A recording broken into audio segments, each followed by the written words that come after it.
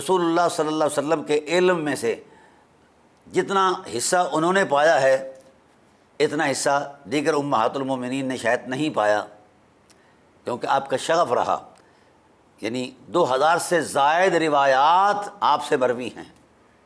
یہ کتنا خوبصورت ماحول ہے اور کتنی دین کے ساتھ لگاؤ ہے۔ ہم ان کو فقیہ بھی کہتے ہیں، محبوب کائنات بھی کہتے ہیں، ام المومنین بھی کہتے ہیں، بہت سارے ان کے فضائل اور مناقب بیان کرتے ہیں۔ ہاں ہونے چاہیے، ہیں بھی صحیح، اس میں کوئی شک نہیں۔ کوئی اگر ملعون اس حقیقت کو نہیں مانتا تو وہ اپنے جھوٹ کی جہنم میں جلے گا، اس کا اس حقیقت کے ساتھ کوئی تعلق نہیں ہے۔ مگر اگر عائشہ کی مانتے ہیں ہم عائشہ صلوات اللہ تعالیٰ علیہ ام المومنین کی عظمت کو مانتے ہیں تو ان کی اس گواہی کو بھی مان لیا جائے۔ ہم یہ گواہی کیوں نہیں مانتے؟ ابھی ہم بحمد اللہ تعالیٰ ان نفوس قدسیہ کے خزانہ علم کے اندر جو جواہر ہم تلاش کر رہے ہیں، خاص کر برادر مکرم جناب محقق عصر حاضر عصر رواں علامہ قاری ظہور احمد صاحب فیضی، وہ بھی اسی جستجو میں ہیں، اور بحمد اللہ تعالیٰ ہم نے تو آج سے 7 سال پہلے اس ٹائٹل کو بیان کیا تھا 2700 صفحات پر، اور الحمدللہ تعالیٰ سب سے پہلے فقیر نے عصمت والدین مصطفیٰ اور قرآن عظیم کا یہ قول کر کے یہ کتابیں 4 لکھی ہیں۔ تو اس پر ہم بحمدللہ تعالیٰ علمی گفتگو محفوظ رکھتے ہیں اور دلائل کے ساتھ اور ذخائر اہل سنت سے۔ میں نے کبھی بھی غیر اہل سنت کی کتابوں کو پڑھنے کا کبھی شوق نہیں رکھا۔ تو جو ہم اہل سنت کے ہاں موجود ہے، مسلم ہے، اب خود کو اہل سنت کلوانے والے کم از کم اپنے آباء و اجداد کے جو چیزیں ہیں کیوں نہیں مانی جاتی؟ گواہی دے رہی ہیں کون؟ ام المومنین۔ کس کی؟ سیدہ زہرا صلوات اللہ تعالیٰ علیہا کی حرمت کی، عظیمت کی، فضیلت کی اور عصمت کی۔ تو پھر اگر ام المومنین کے ٹائٹل کا تقدس ہمارے ہاں موجود ہے تو پھر یہ ان کے الفاظ ہیں۔ جس صاحب علم کے اندر اخلاقی جرت ہے اور علمی بصیرت ہے تو وہ یقیناً اس حوالہ عظمت کو دل کی تختی پر لکھے گا۔ اور جس نے مسلک کا برقع پہنا ہوا ہے، میں نے کبھی ان کو مخاطب ہو کر خطاب کیا ہی نہیں، نہ وہ میرے مد مقابل ہیں اور نہ میں ان کے مد مقابل ہوں۔ میں نے کبھی بھی ان کو مخاطب کیا ہی نہیں۔ میں امت کے ان لوگوں کو مخاطب ہوں، میرے تمام خطبات جو ہیں اس حوالے سے امت کے ان لوگوں تک ہوئیں جن کا من بھی اہل بیت نبوت کی عظمت میں صاف ہے اور تن بھی صاف ہے، جو امت کے ٹائٹل میں اترے ہوئے ہیں اور جنہوں نے ٹریڈ کمپنیوں کو تشکیل دے کر مذہبی ٹریڈ کمپنی چلائی ہوئی ہیں، وہ میرے مخاطب نہیں ہیں۔ اور میں جانتا ہوں بحمدللہ تعالیٰ ان لوگوں کا مبلغ علم کیا ہے، ان کے پس منظر میں ان کے افکار کی صورت کیا ہے، ان کے دلائل کا ترازو کیا ہے، توازن کیا ہے، اور دلائل کے تقابلی جائزے کے اندر ترجیح اور عدم ترجیح کے قواعد کیا ہیں، ان کی ساری جوڑ توڑ کو جانتا ہوں۔ اس لیے میں ان کو اہمیت نہیں دیتا، اس لیے نہیں دیتا کہ جن کے ہاں حرم نبوت کے باسیوں کا حیا نہیں، ان کا حیا ہے ہی نہیں۔ نہ میں انہیں عالم مانتا ہوں، نہ انہیں صاحب اخلاق مانتا ہوں۔ میں اس کو عالم مانتا ہوں اور اس کی شخصیت کا اعتراف کرتا ہوں جس کے من میں، جس کی روح میں اہل بیت النبوت کی تکریم کا نور موجود ہے۔ اور یہ بات میرے رسول نے بیان فرمائی ہے مجھے، میرا نقطہ نظر، میرا خیال، میرا احساس فکر جو ہے یہ غلط ہو سکتا ہے، میرے رسول کی زبان سے نکلی ہوئی باتیں تو غلط نہیں ہو سکتی۔ میرے رسول نے ارشاد فرمایا کسی صحابی کی صحابیت بڑے تقدس پر پہنچ جائے، ولی کی ولایت بڑی حرمت پر پہنچ جائے، بہت کچھ اعمال اس کے دامن میں جمع ہو جائیں، لیکن والذی نفس بیدہ لا ینفع عبدا عملہ الا بمعرفت حقنا، اللہ کی عزت کی قسم اس وقت تک کائنات کے کسی صاحب مرتبہ کی عظمت اور مرتبے کی عظمت کے حوالے سے اس کا عمل قابل قبول ہے ہی نہیں بارگاہ الوہیت کے اندر، جب تک کہ وہ زہرا کی دہلیز سے ہو کر عمل نہیں گزرتا ان کی تکریم کے جذبوں کے ساتھ، اور جب تک کہ حسنین کریمین اور مولا کائنات۔ اور یہ باتیں ہم تک کیسے پہنچی؟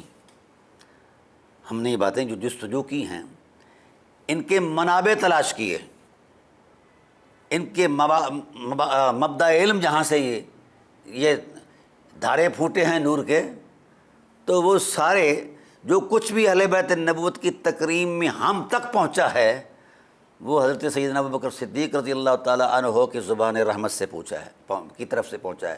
ام المومنین حضرت عائشہ صدیقہ صلوات اللہ تعالیٰ علیہا کی زبان رحمت کے حوالے سے ہم تک پہنچا ہے۔ لیکن یہاں میں دوسرے مکتبہ فکر کے لوگوں سے بھی کہوں گا کہ اگر ان لوگوں کی تکریم کو، ان کے اعتماد کو آپ نہیں قبول کرتے، ان کو الگ کر دیں، تو آپ کے پاس اہل بیت نبوت کی شناخت کے لیے کوئی ذریعہ علم ہی کوئی نہیں ہے۔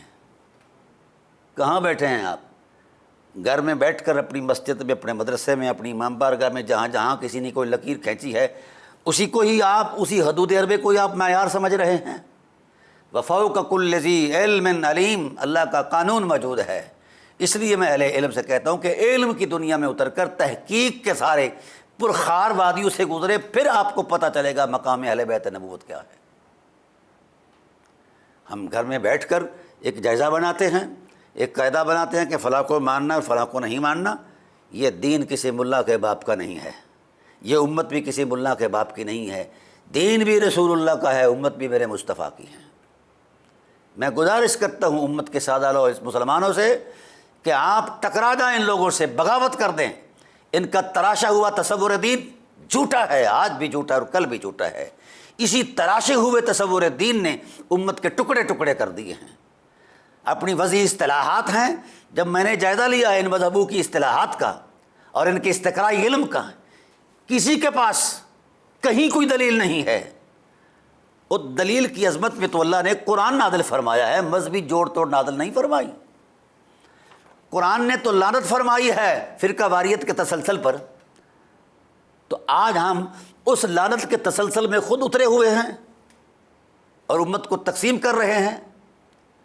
اہل بیت نبوت اصحاب رسول کے ہاں اتنی تکریم کے مالک تھے کہ اصحاب رسول صلوات اللہ تعالی علیہم اجمعین جب تک ان کی تسبیح نہیں کر لیتے تھے، ان سے محبت کے اظہار نہیں کر لیتے تھے، تب تک نہ انہیں قرار آتا تھا، نہ وہ یہ سمجھتے تھے کہ ہمارا ایمان کامل ہے۔ ان کے ہاں تو یہ معاملہ ہے، اور آج یہ دونوں حقیقتوں کو مد مقابل کھڑا کر دیا گیا ہے۔ اہل بیت کو اصحاب رسول کے مد مقابل کھڑا کر دیا گیا، اور اصحاب رسول کو ان کے مد مقابل کھڑا کر دیا گیا۔ میرا سوال ہے پوری امت کے علماء سے، مشرق مغرب سے، بولیے، جب یہ آیت اترتی ہے ان اللہ و ملائکتہ یصلون علی النبی یا ایھا الذین آمنوا صلوا علیہ وسلموا تسلیما، بے شک اللہ اور اس فرشتے درود بھیجتے ہیں نبی پر، ایمان والو تم بھی درود پڑھو۔ تو اصحاب رسول نے عرض کیا علمنا الصلاۃ، آقا سلام کا طریقہ تو ہمارے ہاں رائج ہے، مروج ہے، ہم آج تک ابھی تک صلاۃ کے معنی سے ہم آشنا نہیں ہوئے، آقا ہمیں صلاۃ سکھا دیجیے۔ ان صلاۃ سیکھنے والوں میں صف اول میں ابوبکر صدیق بھی بیٹھے تھے، عمر فاروق بھی بیٹھے تھے، عثمان غنی بھی بیٹھے تھے، مولا کائنات بھی بیٹھے تھے، طلحہ زبیر بھی بیٹھے تھے، عبد الرحمن بن عوف بھی بیٹھے تھے، اور حضرت سلمان فارسی بھی بیٹھے تھے۔ کتنے کتنے نفوس قدسیہ، سب لوگوں کو رسول اللہ صلی اللہ علیہ وسلم کی ذات نے مخاطب ہو کر کہا کہ صلاۃ کا حکم اللہ نے ارشاد فرمایا ہے، اور صلاۃ کے مرتبے کی عظمت اور احاطے کا سارا تقدس جو ہے یہ میرا خدا جانتا ہے، لہذا جس چیز کو تم جانتے نہیں اس کو اللہ تعالیٰ کی طرف سے عائد کردہ اس انعام پر، اس پر ایمان رکھتے ہوئے قولوا اللہم صلی علی، تم خدا ذوالجلال کے حضور کہو کہ اے پروردگار عالم تو درود بھیج۔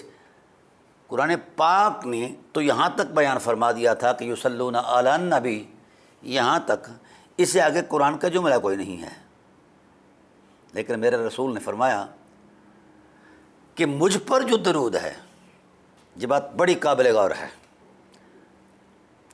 اگر یہاں تک آ کر معنی قرآن کی تکمیل ہو جاتی کہ حضور صاحب نبوت ہیں، بس آپ ہی کی ذات پر درود پڑھا جائے، تو حضور سید عالم صلی اللہ علیہ وسلم اس حصر کو اپنی ذات تک قائم رکھتے۔ تو حضور نے محسوس کیا کہ میری ذات تک بھی اگر درود کا تسلسل رہے تو معنی قرآن کے تقاضے پورے نہیں ہوں گے، تو معنی قرآن کی تکمیل کے لیے یہ ارشاد فرمایا اصحاب رسول سے ہر صحابی پابند ہے۔ کیا سبحان اللہ شان ہے میرے محبوب صلی اللہ علیہ وسلم کی آل پاک کی، ہر صحابی بحیثیت صحابی پابند ہے۔ اصحاب رسول صلوات اللہ تعالیٰ علیہم اجمعین کو ارشاد فرمایا قولوا اللہم صلی علی محمد وعلی آل محمد وعلی آل محمد۔ اب معنی آیت کی تکمیل کی نشاندہی رسول زبان سے فرما رہے ہیں۔ ہے کوئی مائی کلال کائنات میں جو ترازو کر کے بتائے نبوت کے ان لفظوں کا؟ قولوا اللہم صلی علی محمد وعلی آل محمد کما صلیت علی ابراہیم وعلی آل ابراہیم انک حمید مجید۔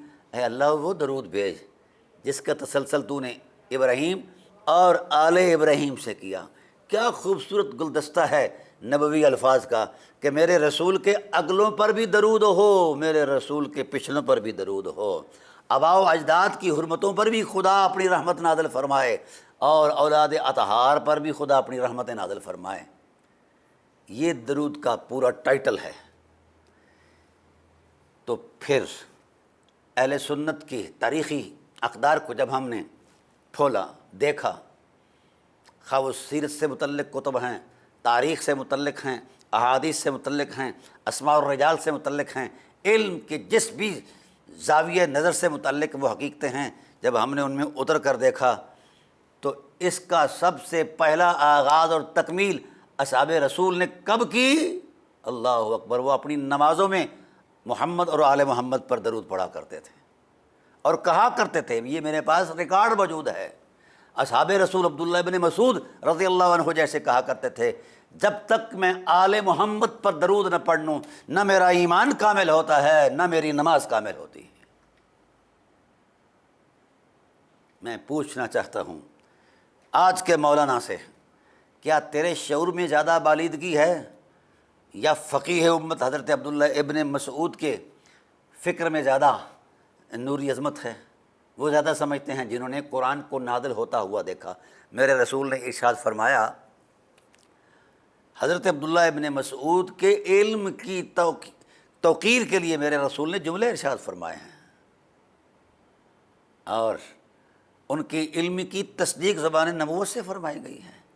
اصحاب رسول علیہم الرضوان خود عینی شاہد ہونے کے باوجود بھی وہ اپنے علم پر گھٹ اعتماد کرتے تھے۔ حضرت عبداللہ ابن مسعود رضی اللہ تعالیٰ عنہ کی علمی بصیرت پر وہ اعتماد کیا کرتے تھے، اور ان کی شناخت تھی کہ یہ تمام اصحاب میں سے سب سے زیادہ فہم رکھتے ہیں فقہ کے اندر، تفسیر کے اندر، اصول، یعنی یہ چیزیں اس وقت مسلم ہیں جب قرآن نازل ہو رہا تھا۔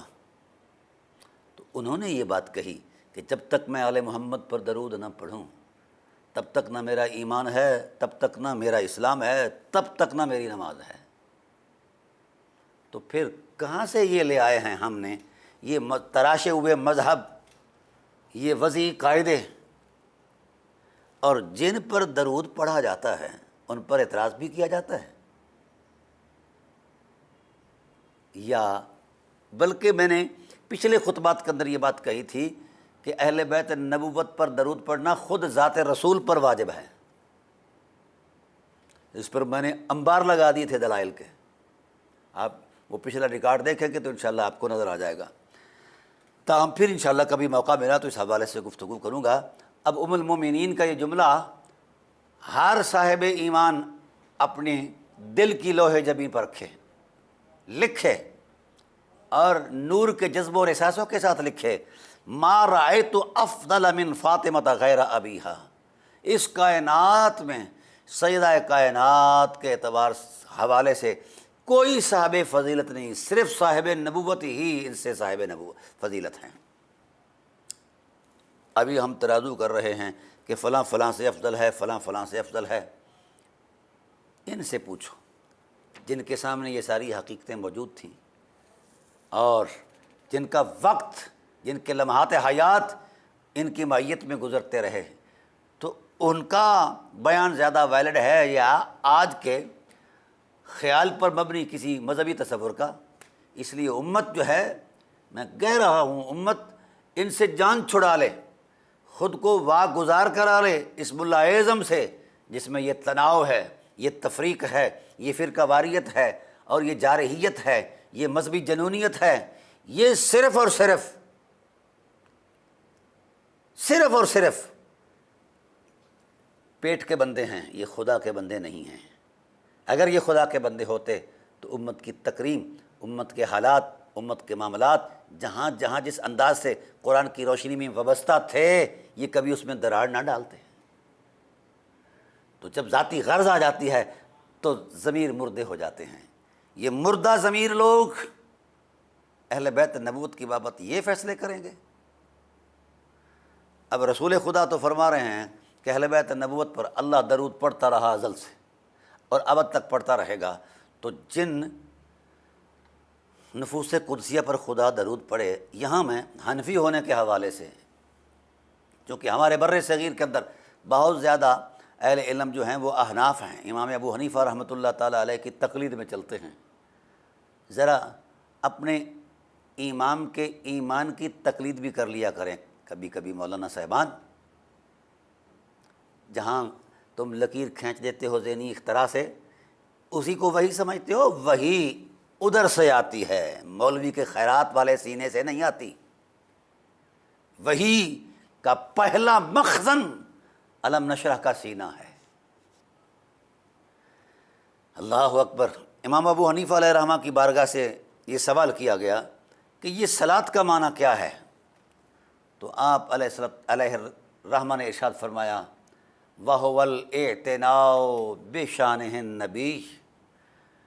صلاۃ کا معنی ہے اللہ ساری کائنات کے نظم اور تانے بانے کو مدبرات امر کے سپرد کر کے کہتا ہے کہ تم یہ کام چلاؤ میرے امر کی روشنی میں۔ اے اللہ تو کیا کرے گا؟ فرمایا اپنی ساری توجہات کا قبلہ حسن محمد کو بناؤں گا، اعتنا کرتا رہوں گا۔ کب سے یہ اعتنا شروع ہوا ہے؟ جب سے وقت کی عقائی کا تصور ہی موجود نہیں تھا۔ کب تک یہ اعتنا، اللہ کی توجہات رحمت، عظمت اور شرف، یہ کب تک رہے گا؟ جب یہ کائنات نہیں رہے گی۔ تو ایک ایسا تسلسل موجود ہے اور اس کو قرآن بیان کر رہا ہے، اور اس جملے میں دو عظمتیں موجود ہیں، یہ اس میں بھی ہے، فعلیہ بھی ہے، اور اس میں اس کی طبعی خاصیت یہ ہے کہ اس کے اندر استمرار بھی ہے، تجدد بھی ہے، تحدث بھی ہے، اور معنی یہ ہوا کہ اللہ تسلسل کے ساتھ، الوہی تسلسل کے ساتھ ہر لمحے نئی شان بیان کرتا ہے محمد کی اور آل محمد کی، اور جن کی شانوں کے تسلسل کو عرصہ دراز گزر گیا خدا کو بیان کرتے ہوئے، اور نہ جانے آگے کہاں تک یہ تسلسل جاری رہے گا، تو اب میرے جیسا ملا اٹھ کر یہ کہے کہ ان کے اندر امکان خطا موجود ہے، شرم آنی چاہیے۔ شاید ہو سکتا ہے مجھے میری اپنی خطاؤں کا اندازہ نہیں ہے، اس لیے میری گندی نگاہیں اس حرم پر فیصلے کر رہی ہیں، فرسودہ فکر اس حرم کے فیصلے کر رہا ہے جس حرم کا جبرائیل طواف کرتے رہے ہیں۔ خدا سے ڈر جاؤ۔ عصمت فاطمۃ الزہرا کوئی راہ جاتے ہوئے تصور علم نہیں ہے، بلکہ عصمت تو ان کے قدموں اور سانسوں کی خیرات ہے۔ عصمت ان کے لیے کیا وجہ عظمت ہو سکتی ہے؟ اس لیے عصمت پر میں ایک تسلسل کے ساتھ 12-14 گھنٹوں سے گفتگو کر رہا ہوں کہ آج اس پرفتن دور کے اندر کسی ملا نے اٹھ کر ان کی عصمت کا انکار کیا ہے، چیلنج کر دیا ان کی عصمت کو۔ بھائی عصمت ایک خلقی وصف ہے، میرے رسول کی خلقی وصف کو قرآن نے عصمت کا مرہون منت نہیں بنایا۔ میرے رسول کے خلق کو اللہ نے کہا انک لعلی خلق عظیم۔ محبوب تم تو اخلاق عالیہ پر غالب ہو، تیرے رویوں میں اتنی لطافت ہے کہ تیرے رویوں کے تسلسل سے خلق بنا کرتے ہیں۔ اور ام المومنین یہی عائشہ صدیقہ کائنات کی امی ام المومنین یہ کہتی ہیں کہ خلق عظیم کا جو منظرنامہ ہے رسول کے بعد، وہ پہلا معیار فاطمۃ الزہرا ہیں۔ تو میں چونکہ وقت کے دورانیے میں اتنا گنجائش نہیں کہ میں اس کو تسلسل کے ساتھ بیان کروں، اگلی نشست کے اندر انشاءاللہ میں اس کو بیان کروں گا۔ فرمایا یہ خلق عظیم کا آئین اگر کسی نے دیکھنا ہو تو فاطمۃ الزہرا کو دیکھ لو، وہ معنی خلق عظیم ہیں۔ اللہ تعالیٰ کی بارگاہ میں دعا ہے اللہ سیدہ کائنات کی حرمت کی برکت سے ہمارے من تن کو صاف اور پاک کرے، اور اللہ ان کی تکریم ہمارے دلوں کا نور بنائے۔ وما علینا الا البلاغ المبین۔